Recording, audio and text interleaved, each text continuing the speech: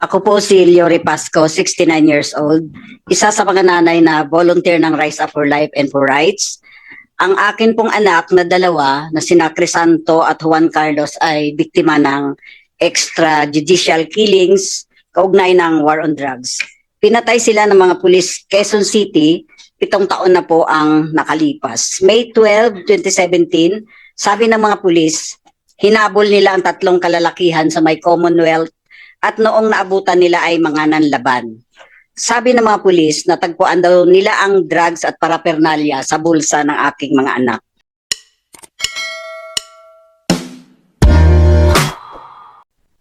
Okay.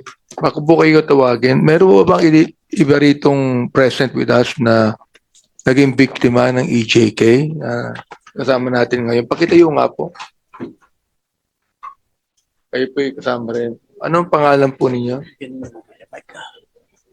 Yung kapatid niyo. Okay. Salamat po. Thank you very much.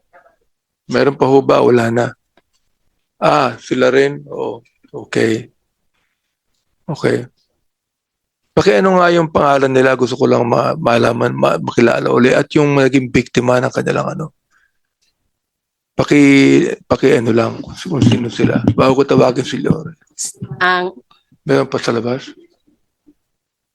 Pwede ko po silang iyan. Your Honor, pwede ko po bang kilalanin yung ating mga pamilya?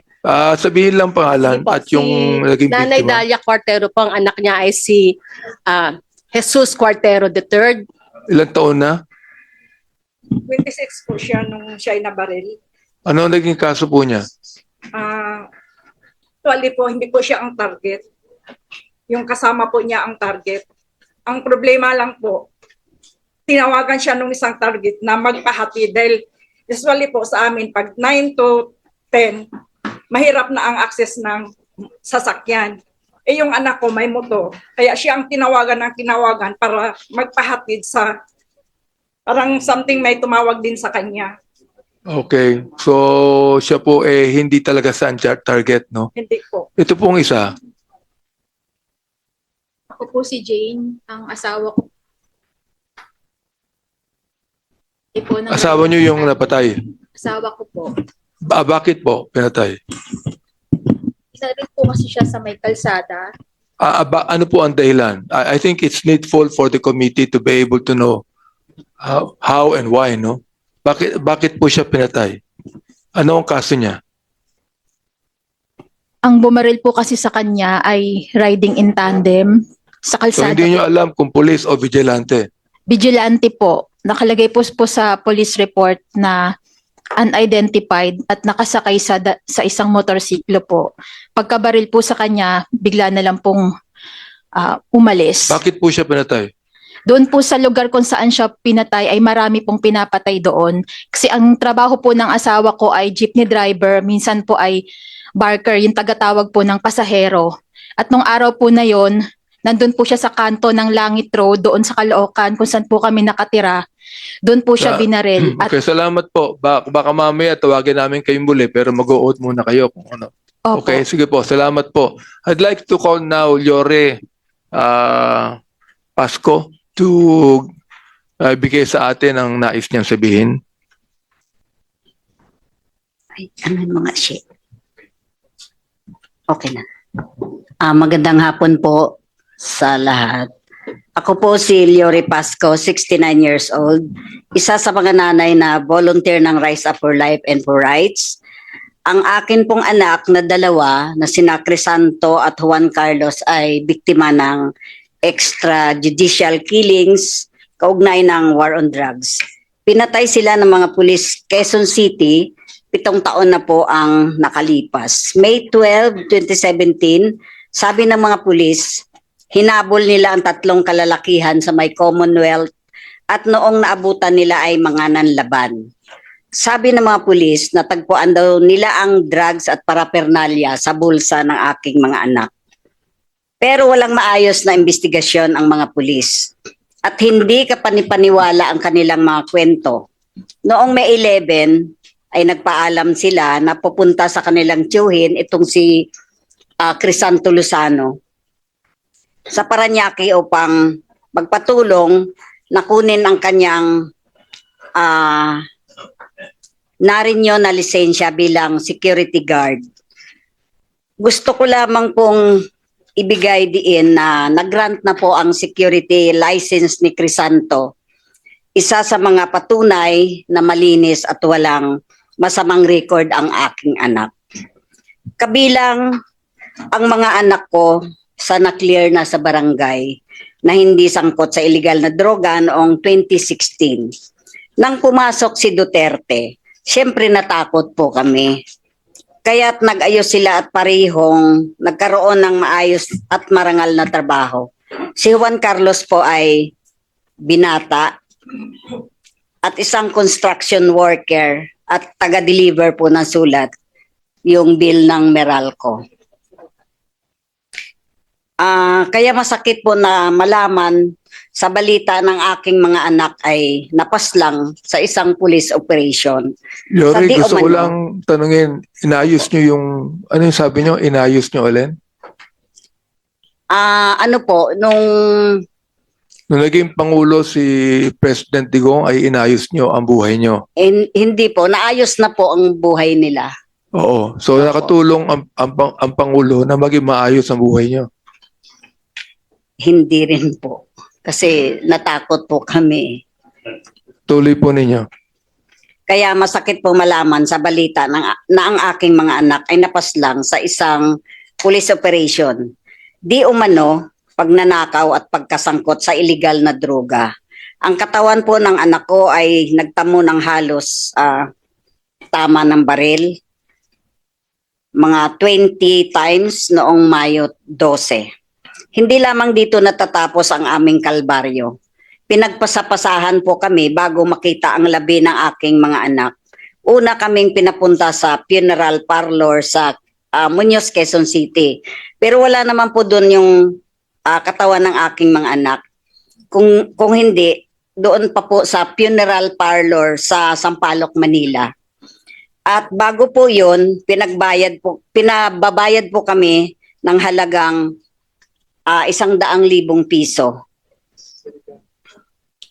Pero nakatawad po kami ng 75,000. So bago namin nakita ang labi ng aking mga anak nung nag-down kami ng 50,000. Na halos nabubulok na po ang katawan ng mga anak ko bago namin nakita dahil sa hindi maayos ang paglagay ng gamot o formalin sa kanilang mga katawan. Isang malaking inhustisya o pang-iinsulto sa pagkatao namin at ng mga anak ko ang ginawa nilang pagpaslang at pagsasamantala.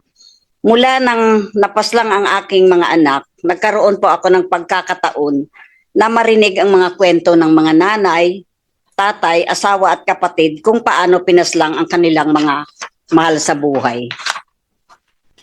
Dahil sa war on drugs.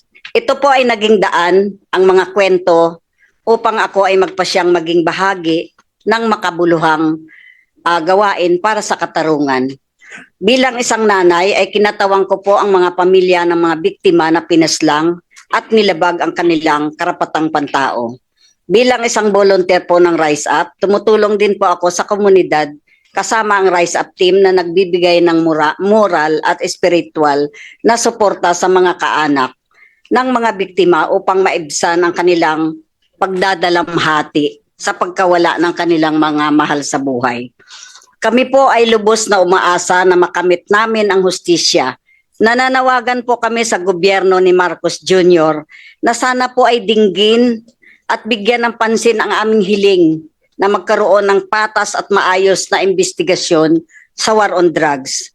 Noong 2018, dumulog po kami sa International Criminal Court at sana ay mag-cooperate tayo dito. Lalo na't matagal na nilang inaral ang naganap sa Pilipinas. Hindi po kami nawalan ng pag-asa, bagkus kami nakalaang maghintay.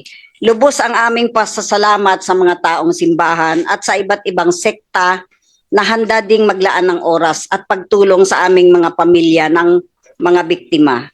Gayon din po sa iba't ibang organisasyon na may kahalintulad na layunin na handang sumuporta sa aming panawagan para sa katarungan. Hiling po namin at panawagan sa mga pamilya ng biktima na patuloy silang umagapay sa pamamagitan ng sama-samang panalangin at pagkilos sa pagkamit ng katarungan. Alam po namin na hindi tayo pababayaan ng ating mahal na Panginoong Diyos na sa tuwinay sa ating nakasubaybay sa ating mga gawa. Maraming salamat po sa pagbibigay sa amin ng pagkakataon na maibahagi ang aming mga kwento upang madinig po ng sambayan ng Pilipino ang aming panawagan para sa pagkamit ng hustisya. Maraming salamat po, Your Honor. Thank you po. Salamat po, Madam Yori. I just would like to say, lahat po dito, ando kayong mga kapulisan po natin. The fact that these people are coming out right now without fear because they want justice. Whether it be that the victims were killed several years ago. Kahit ako, halimbawa, ginawa ito sa kapatid ko. Kahit na matagal na yan, I will be asking for justice. I hope that with all of this hearing that we have today, hindi nyo na kinakailangan dumulog sa ICC. Salamat, dumulog kayo rito. Because I believe that this committee can do something about that. Okay? Maraming salamat po sa inyong sa lakas na loob at sa inyong tapang na rito upang sabihin po sa amin lahat. Oo. Hindi ito pag-condemn sa ating law enforcement agencies. Kundi ito ay pag-inform lamang sa inyo na marami tayong biktimang ganito at dapat ihinto na ang ganito mga biktima. Yan lang po ang gusto kong sabihin sa lahat. Alright. Nakakalungkot po. Nakakalungkot po na nangyayari po ito. Sa karinig ko lang sa kanila, bigla akong nagutom eh.